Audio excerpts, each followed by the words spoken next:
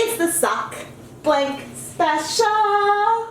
Sorry for my beautiful singing talent, but I am Rebecca from ChemKnits, and I'm here to, well, not exactly kick off, since I already kicked off the sock blank special series, but to do another fun dyeing experiment with a pre-knit sock blank. So this blank I purchased from KnitPicks, and it is a stroll sock yarn, and there are two 50-gram skeins of yarn knit together into this knit blank, so that when we dye the blank, you'll end up with two identically dyed 50-gram skeins of yarn, so you can make identical socks or mittens or whatever you like. So this is awesome and fantastic. Now you can buy your own sock blanks and try these techniques out, but you can also dye things that you don't want to unravel, such as maybe some wool fabric or a hat that you knit. So these techniques that we're doing on the sock blanks can be applied in many different ways. But if you do want to try this technique on sock blanks, for the month of December, KnitPicks is having a sale on their bare yarns, which includes the sock blanks, and so those are all 20% off. And so you might want to check that out. And my affiliate link is in the description, but you don't need to use my link to get the discount. Now, in these sock blank special videos, my Kickstarter backers selected colors and sometimes a pattern, stripes, gradient, or a surprise that they wanted me to create on their sock blank. So I'm really excited to explore different ways to dye these pre-knit pieces of fabric. Today's blank we are going to dye in a random pattern with some pale pink, pale purple, and mint green. At least that's what we're going to aim for. I pre-soaked the blank overnight in just tap water, but now I want to add some vinegar and let this soak a little longer because I plan to hand paint, and well, I'll get to the rest in a minute, but I plan to hand paint this yarn. So I have just added 2 tablespoons of white vinegar, and I'm just gonna kind of stir this up with my hands and give this you know, another 10 minutes or so to allow the acid to get all over the yarn. So as I'm filming this video, I just realized that this is going to come out before the Dye Pot Weekly episode where I use these sugar sprinkles for the first time on yarn. So apologies for things being slightly out of order. But I want to achieve the request of a lavender, pale pink, and mint green using sprinkles and then the Wilton Color Right color performance system. I first used this in a video that's going to come out in a few weeks, but I like the intense colors, and they have some recipes that I think will get me the color that I want. I am very interested in this pale sort of mint green that is created with a mixture of 1 drop of orange and 1 drop of blue. That combination is really interesting to me, and it's a way that I never would have thought to combine it, but we'll see if that hue gives us the color that we want. So in a spoiler alert from the upcoming episode, I found that with sprinkles I got some really great specks of color, but also that the region around those specks kind of took a very, very subtle hue of the color. And that's why I thought it would be really fun to use these on the sock blank. I'm going to put in 1 drop of orange and 1 drop of blue into 2/3 of a cup of water. So I should shake this up.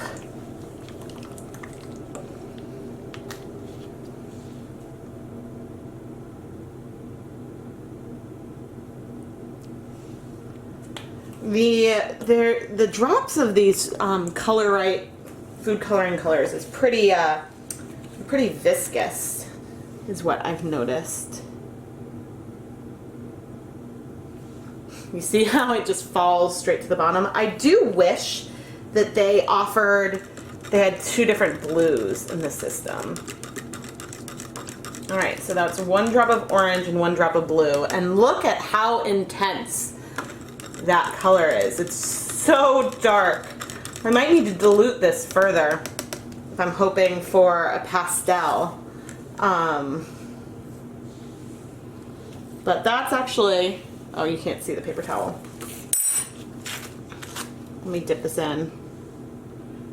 So that's definitely green, but not nearly as pale as I was hoping for. Here is a second cup with 2/3 of a cup of water. And let's try adding, I'll probably want to add more because this is going to feel pretty dilute. Whoop. Okay, that amount of color isn't really registering.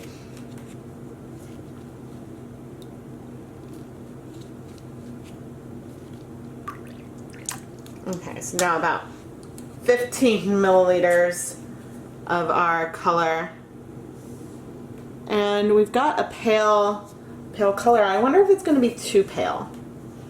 But at least I can slowly add more and more color to this pot until I can get the nice mint green that I'm going for. But we will save this as is and try this out on the yarn itself to see if we have the intensity that we want.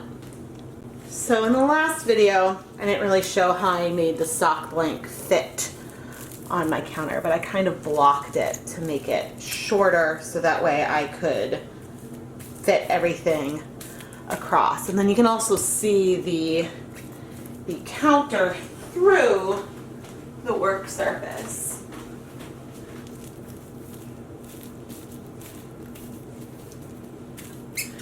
So the way that you lay this out is totally up to you. It's just the entire skein doesn't fit super well if I don't block it a bit.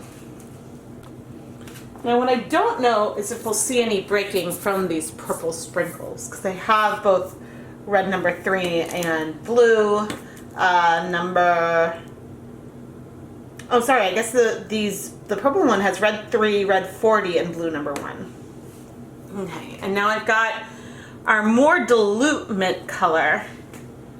And so I'm using a foam brush to apply it to the yarn to get a sense of if this is the depth of color that we want. And so that's certainly a pastel, but I think that we can do something we can go a little more intense with that.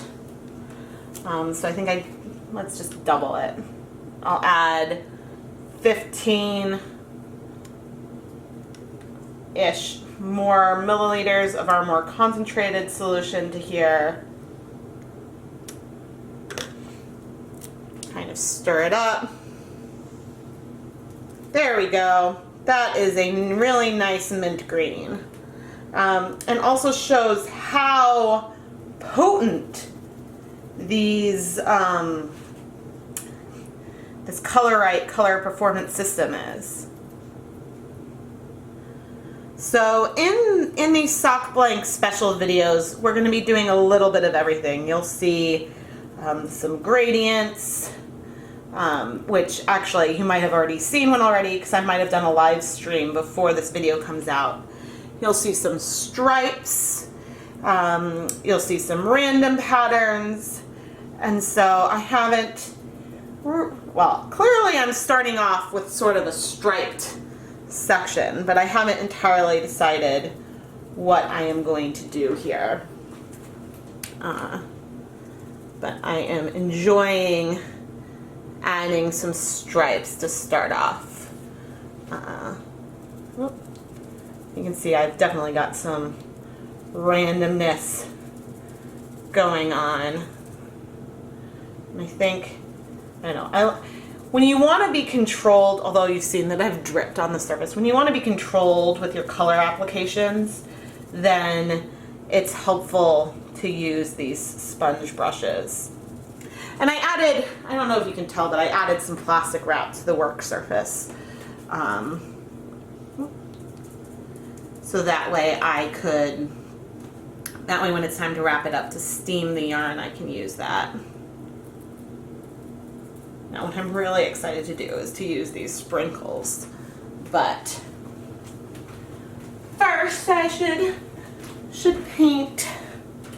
Okay, so I've got, actually I guess I'll add kind of a thin sort of stripe, which depending on the rows, this might not actually show up as a continuous stripe.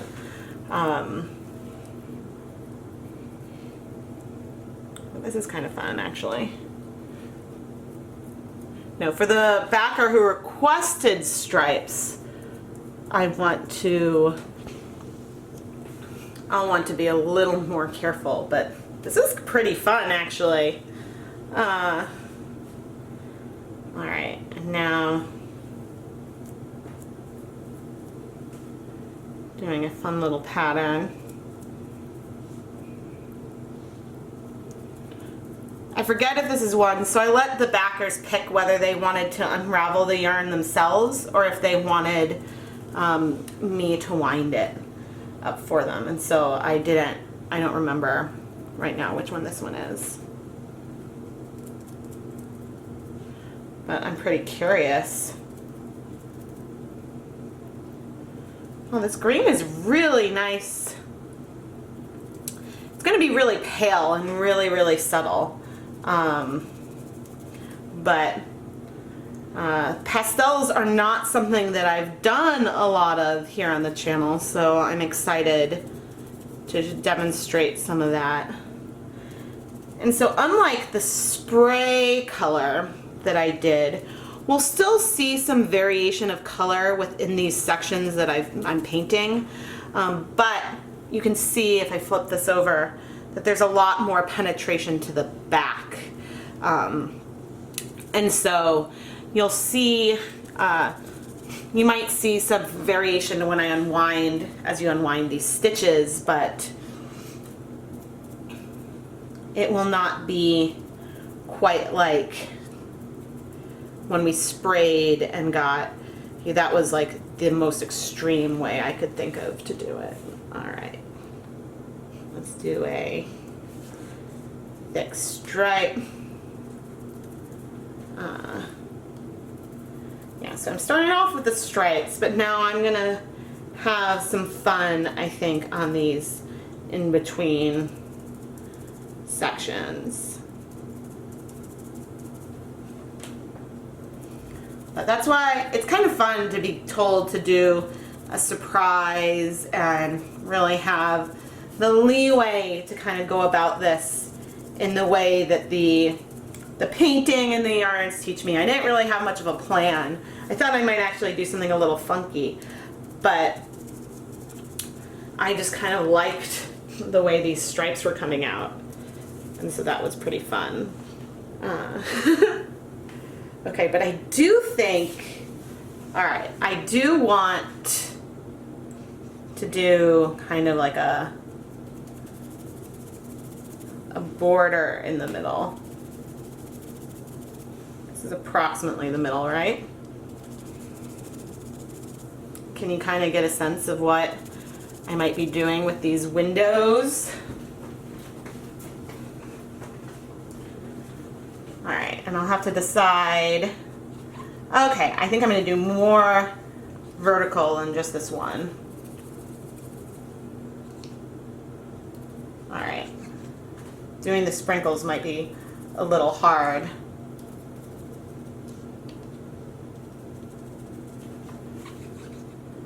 The nice thing, and you can see I'm starting to run out of the dye here. I remember I can make more of this because it was 2/3 of a cup of water, and then I still have plenty of the original color that was mixed from just the 2 drops of water. So if I add, I can just make more if I need it, which I think I do. Actually, I just made 1/3 of a cup more. Ha ha! And now let's hope that this is in fact, yay! Dilutions are great. Although actually, so these look like even squares, but these color sections will end up being shorter than these ones at the edge, because so this isn't a, when I do my own pre-knit blanks, I make a loop, but over here what we've got are, it's a flat piece, so cool. This is a fun grid. All right, now let's see what kind of shakers we've got on our sprinkles. Whew, okay, I think,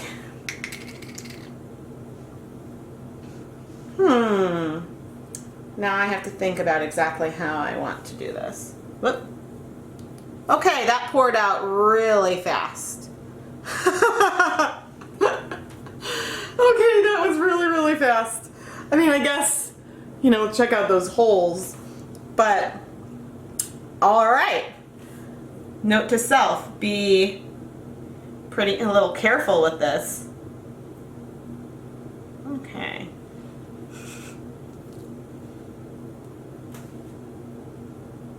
I am not a cookie decorator. I mean, I do, but I'm not like a professional decorator. My hands are gonna get really messy.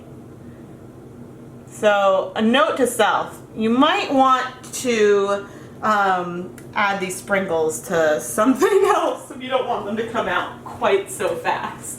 But can you see the pattern that I'm doing?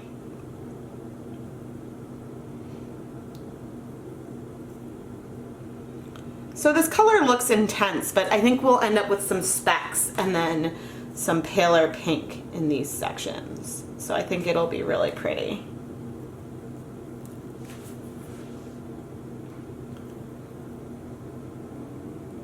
And I hope that the person who I send this yarn to will really like it.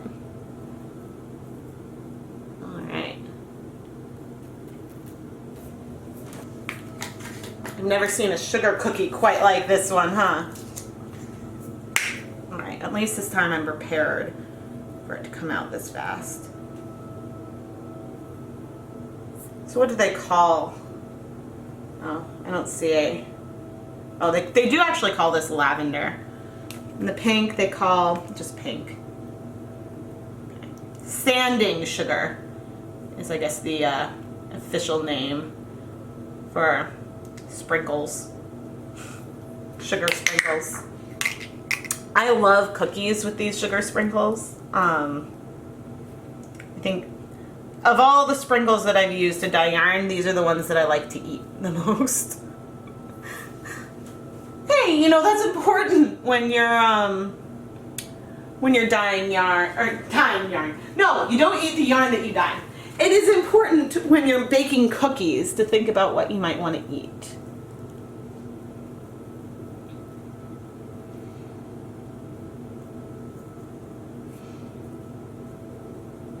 Now, when this is knit up, we won't see this pattern. We'll see like this mixture of the pink, purple, and green kind of in between some striped sections if this turns into socks. I really would want to see what this turns into. And I hope, backer, that you will send me some pictures. All right. How's that for fun? One of the reasons that we pre-soaked this yarn with vinegar was so that way the food coloring from the sprinkles and from the, I guess, the food coloring that we painted with will bind to the yarn. And so now I am wrapping this up so we can roll it up into a jelly roll. And you can see as I'm rolling this up that the pale mint green penetrated really well, but we still see a bit of white from the pink and purple sprinkles. And in the last video, we saw that this translated into something so unbelievably awesome that I have really high expectations for this yarn as well. I placed our yarn on a microwave safe plate, and I'm now going to microwave this on high in 2-minute intervals for a total of 4 minutes, or until the yarn is hot to touch.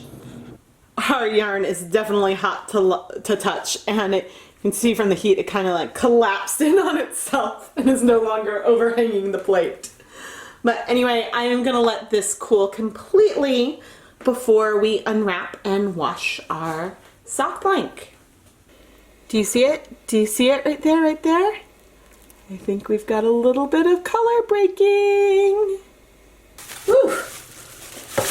Actually, I don't need the plate, but ooh, oh wow, look at that breaking. That's cool. It looks like all of the sugar dissolved. So the pink isn't quite, I think, as pale as what I was going for, but oh, look how cool that looks. It's funny because unlike when I did this before, which you haven't seen yet, I definitely got discrete specks. Well, you can see some of the specks with the sprinkles, but, and I'm using some dish soap to help wash this, because this time we definitely have sugar on our yarn, and so we want to remove all of that. But I guess one difference with the speckles that we got that I did before, which, I mean, I know I keep referencing that video, which you guys haven't seen. I did put the sprinkles on pretty heavily here. The other thing is that the sprinkles were touching multiple stitches at a time. Okay, I see that you can see some discrete specks of pink kind of in some of these regions. But because this is already, I guess, a knit fabric, that is making these, the specks not seem as discrete as I've seen. Although if I pull this apart, let me zoom you in. That looks pretty speckled to me. Zoom back out. Alright, so we can see that our water is pretty clear, with the exception of being a tiny bit translucent from our probably just rinsing out all the sugar and whatnot is in the yarn. So I'm just going to rinse this a few more times and then put the blank through the salad spinner to remove excess water and hang it up to dry. Ah, bummer! This sponsor wants the intact blank, so I'm not going to get to unravel it for you guys. Oh, I mean, knitting from a blank to do 2 at a time socks or something would be super easy to do. But I will admit, even though it's less work for me, I was looking forward to unraveling this and see how these colors came apart. This sock blank is so much fun, and it almost pains me to not be able to unravel it and see the way that the colors transition. The pinks ended up being a lot brighter than I thought, but I think that when it's unraveled, because the back is so pale, that we'll see a lot of speckling, and the brightness of the pink will actually kind of dilute itself when knit up. It is a bit harder to tell when you're zoomed out, but the sugar sprinkles left these really discrete specks on the fabric. It looks like it's more splotchy because some of the sprinkles were kind of in between some stitches, so you see the color in a little more of a spot, but like over here you can really see these discrete little specks. And even if you look at the violet sections, you see some breaking, which is really exciting to see it on this small scale. And I know that when this piece is unraveled that we will see a lot of specks because, you know, since the sprinkle color didn't penetrate all the way through, that when these sections, they will be less solid than they appear right now, which is going to be really awesome. The mint green sections are pretty solid. The color penetrated really well all the way through the fabric. But, and it's really, really hard to see on this little bit that's unraveled, there will be some tonal variation within these green sections because of the way that the fabric is knit and that the dye can access some parts more than others. Alas, this yarn is off to a supporter and is not for me to unravel. But I hope to come live sometime this week and unravel a sock blank onto a Knitty Naughty so you can see me unravel one in real time and how easy these blanks are to unravel, and also just the progression of the color changes, which is so fun to see as you're unraveling a blank. Make sure that you subscribe to the ChemKnits Tutorials YouTube channel so you can be notified when I go live and when new sock blank special episodes come out.